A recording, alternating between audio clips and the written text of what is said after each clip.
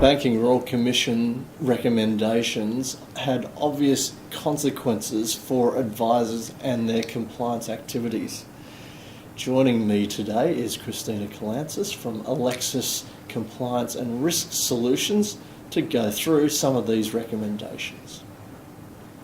Welcome, Christina. Thank you, Darren. Now, not all of the recommendations brought down had implications for advisors, but certainly some of them did. I think one of the major ones was the scrapping of grandfathered commissions that has been recommended. What will this mean for advisors? Scrapping of grandfathering commissions. I think, what it actually means is that every single advisor needs to know each and every client. They actually have to know their client. And the second thing is they have to also only charge for fees for the services that they provide. And that's what we're looking at. I think the whole issue that came out of the Royal Commission was one of this concept of fees for no service. Yes. So they're really putting in a recommendation there to say from now on, advisors can only charge those clients that they know and those clients that they're providing a service for.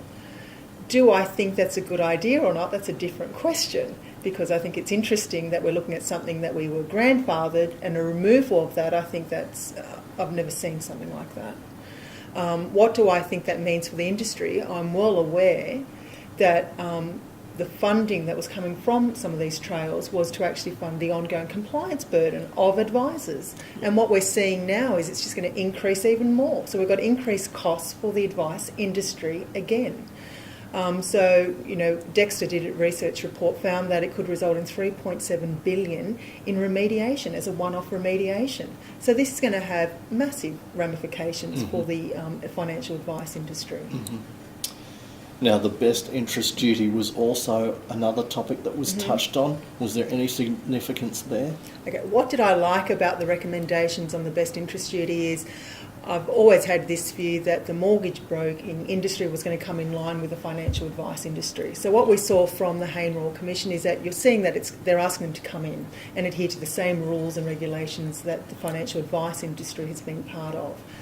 What I also found was interesting, which I also liked as well, was this concept of, well, we're not really sure if it works or not. And I don't want to touch it at the moment when it comes to financial advice, and I will look at it and review it in 2022.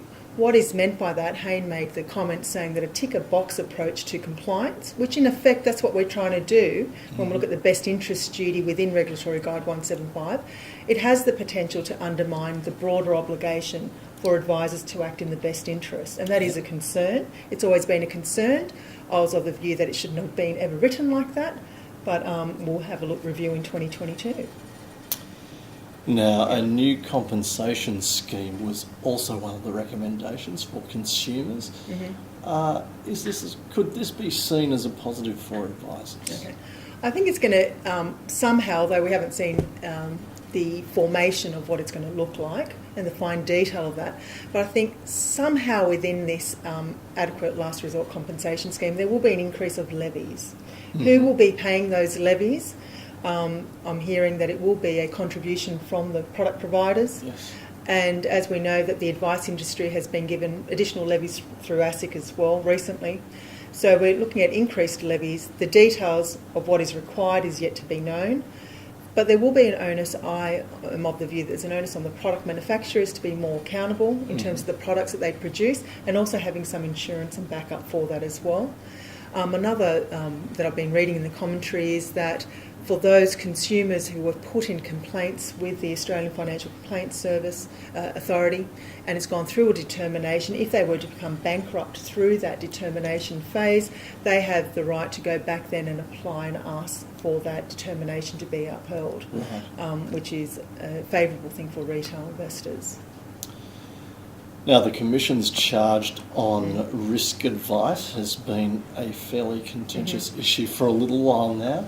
And one of the recommendations also has been potentially to a move for zero commissions in that space. Do you see that eventuating? Look, anything can happen. I would hold the position that I don't think it's a good idea to go down to that zero commission structure for insurance advice. My position, again, in what I've seen is that there is a need for insurance. It needs to be sold to retail consumers.